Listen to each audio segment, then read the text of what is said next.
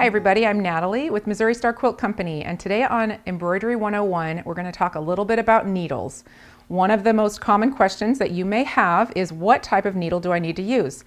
And the answer to that is there are specific needles made for embroidery, and you'll often see them labeled as crewel, which is an older name. It's been in the industry for a long time. It basically is the same thing.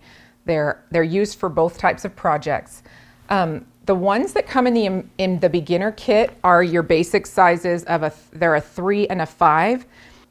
Okay, so the way this works is the eye is large and the needle is sharp and strong. It makes it easy for you to put pearl cotton through it or all 6 strands of your DMC floss.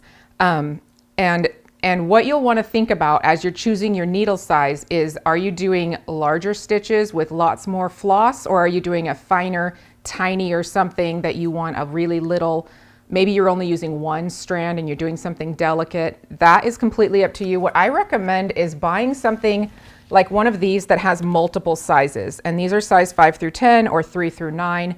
That gives you just several to choose from. They're taller depending on the size of the eye. So again, the larger the eye, the smaller the number. And the larger eye needles tend to be a little bit longer, because if you're doing something fine, if you're working on like a thin fabric, maybe you're using something that's sheer or really lightweight, you'll want to use a tinier needle because it makes a smaller hole, and it helps if you're doing shorter stitches to have a smaller needle. You can be more precise and more delicate. Larger needles are great. I typically just use something kind of in the middle for everything. So a 3, a 5, 7, 8, those are all great sizes. 9 is about as small as I would want to go for something delicate, but that's just personal preference. And they come in a variety. There's this cute little holder that has all these different sizes. They're essentially, these ones are 510s and so are these, so they're basically the same thing. And I personally love John James. They tend to be really strong and a well-made needle. It's one of my favorite brands, but really any brand that's out there will work. You can use a wide variety of needles from all different places.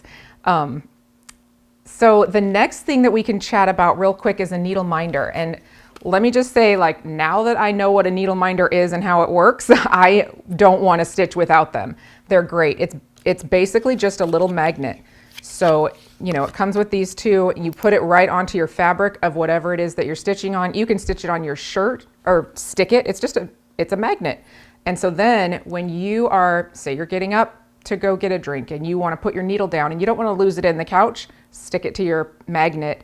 It won't get lost. It'll stay with your project or on the shoulder of your shirt, and you won't have to worry that you're gonna step on it or sit on it and try to find it in whatever blankets over your lap while you're stitching. Because believe me, I've been there. I know how that goes. So needle minders are great, and we have a ton of these. They come in blocks a month, sometimes as a little surprise and delight. There is one included in your beginner's kit that is so cute. It's this little Missouri star, and I love it. It's just adorable. And you can see, like, they are magnetic. They stick right to your needle. It's not gonna fall off. If you enjoyed this video, there's lots more where that came from. I have a whole channel called Embroidery 101 where I teach you what you need to know to get started, and also give you tons of tips and ideas to refresh your memory and help you to advance in your embroidery journey. So click the link below, and I hope you enjoy. Happy stitching!